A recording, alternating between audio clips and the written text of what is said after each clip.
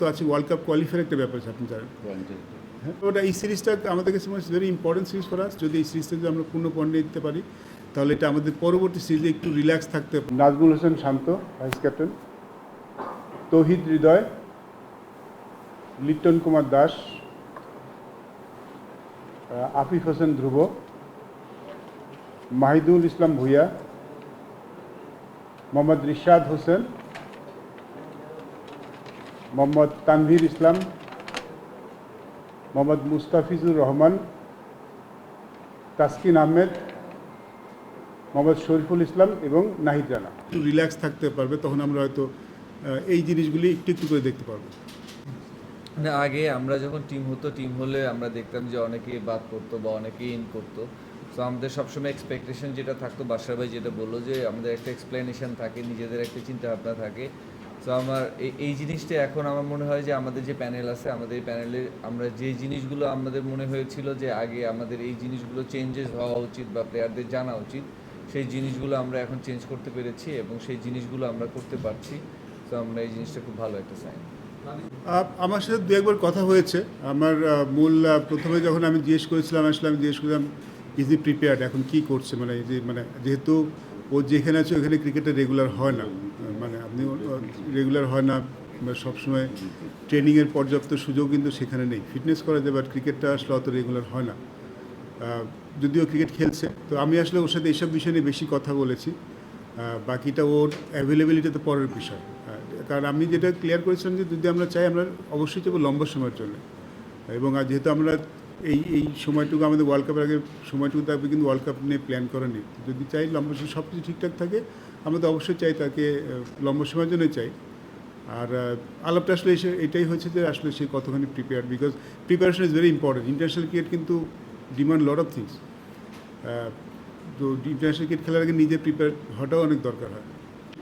করি, but West ইন্ডিজের সাথে উইকেটটাও একটা ফ্যাক্টর ছিল। আমাদের উইকেটে একটু স্লো ছিল, টার্নিং ছিল, যার জন্য নাসিমকে আনার পর ওকে কিন্তু পরে আনা হচ্ছে। প্রথমে কিন্তু নাসিম ছিল না।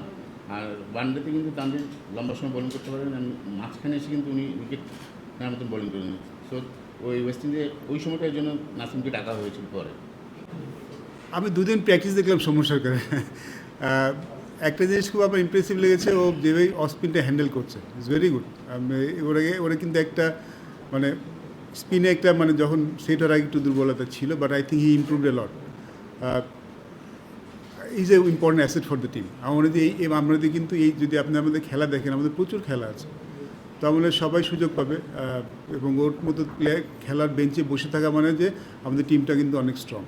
তো সুযোগ ডেফিনেটলি পাবে, বাট অ্যাট দিস মোমেন্ট যদি ও সুযোগ পায়, আমরা এমনও চাই না সৌম্য সরকার এসে আবার 3টা ম্যাচ সুযোগ পায় আবার অন্য কারোর দিকে ফিরে যায়। আমার কথা হচ্ছিল যে আমার পয়েন্ট হচ্ছে, আমি যখন যাকে দেখব তাকে লম্বা ভালো করে দেখব, আবার যখন কাউকে নিয়ে আসবো তাকেও কিন্তু ভালো, যখন কাউকে দেখবো তাকে সুযোগ দিব, আর যখন কাউকে নিয়ে আসবো তাকেও এত সহজে মানে বের করে দিব না। তো যখন যেহেতু সাইফ হাসান খেলেছে, তো আমি জানি না টিম ম্যানেজমেন্ট একাদশ কী ভাবছে, বাট আমার কাছে মনে হচ্ছে তার আরেকটা সুযোগ পাওয়া উচিত। আবার সৌম্য সরকার যখন ফিরে আসবে, এটুকু নিশ্চয় দিতে পারি, সে ওই 2-3টে ম্যাচ খারাপ খেলে চলে যাবে না, তিনি যখন কিন্তু লম্বা সময় ধরে খেলবে।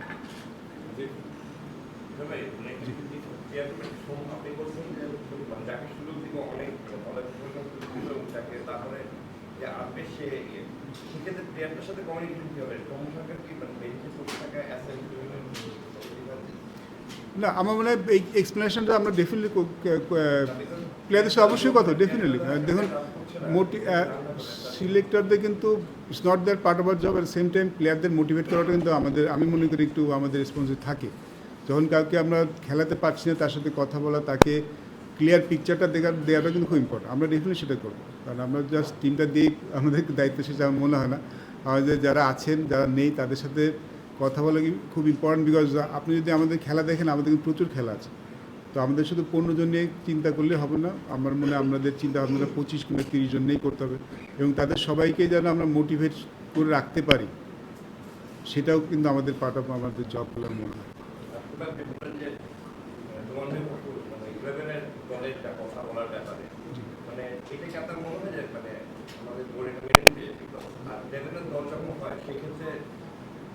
আপনি যে কথা বলবেন, আপনাদের এটা কি মনে হচ্ছে এটা মেনে নিবে বোর্ড, মানে এইভাবে বক্তব্য দিয়ে আমি দেখুন এটা কিন্তু মানে ইটস নট যে something out of the books. আমরা যখন স্কোয়াড করি তখন তো আমরা কোচ এবং ক্যাপ্টেনের কথা শুনেই করি, কথার মধ্যে তাদের একটা প্রিফারেন্স দিই। এই একাদশে আমি আবার ক্লিয়ার করছি, একাদশ কিন্তু মানে সিলেক্টররা করে দিবেন তা না, সিলেক্টরদের প্রিফারেন্স দেয়, সেটা খুব একটা আউট অফ দ্য বুক কিছু না। আমার মনে হয় না এটা নিয়ে কোনো সমস্যা হচ্ছে। আপনার দলটা দিচ্ছেন কাকে? জি, দলটা এখন দিচ্ছেন কাকে? কিন্তু আপনার ক্রিকেট অফিস চেয়ারম্যান নেই। আমাদের প্রেসিডেন্ট সাইন করেছে ডেফিনেটলি, যেহেতু আমার প্রেসিডেন্ট লাস্ট সাইনটা করেন, তো প্রেসিডেন্ট সাইন করলে কিন্তু সেটা হয়ে যায়।